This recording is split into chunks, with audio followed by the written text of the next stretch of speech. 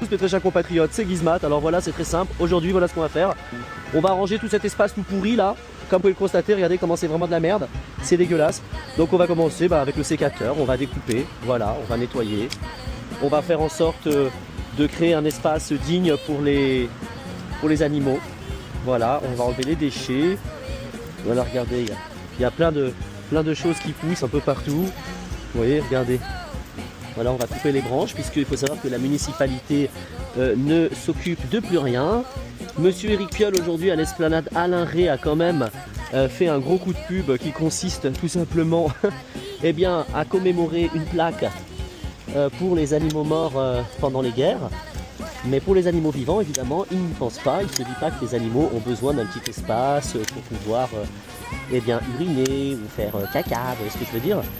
Et bien donc c'est Gizmat qui va s'en occuper. Voilà, ça c'est de l'action, ça c'est du concret, ça c'est réel.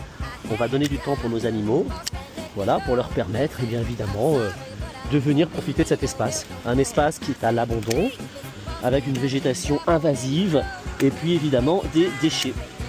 Alors vous avez vu à quoi ça ressemblait tout à l'heure, vous allez voir à quoi ça va ressembler à la fin, tout simplement, de la vidéo. C'est assez rapide, ça ne demande pas beaucoup d'énergie, beaucoup de travail. Voilà, faut juste découper et entretenir. Alors j'ai pas mes gants, hein, pour ceux qui me disent Gizmat, t'es fou, tu devrais utiliser des gants. C'est juste de la merde de chien, c'est pas la fin du monde. Si vous n'avez jamais trempé les mains dans la merde, eh ben ça veut dire que comment dire, dans la vie voilà, il faut savoir faire des sacrifices, hein, comme on dit. Hein. Vous voyez déjà, ça commence à avoir un petit peu de gueule. Voilà, c'est tout, il suffit juste d'un peu de bonne volonté. C'est comme l'église Saint-Louis. L'église Saint-Louis, eh ben, maintenant ça ne pue plus l'urine. C'est fantastique. On va remettre un petit coup tout à l'heure. J'ai tout mon après-midi de libre et je vais en profiter pour mon plaisir, pour retrouver une ville sympa.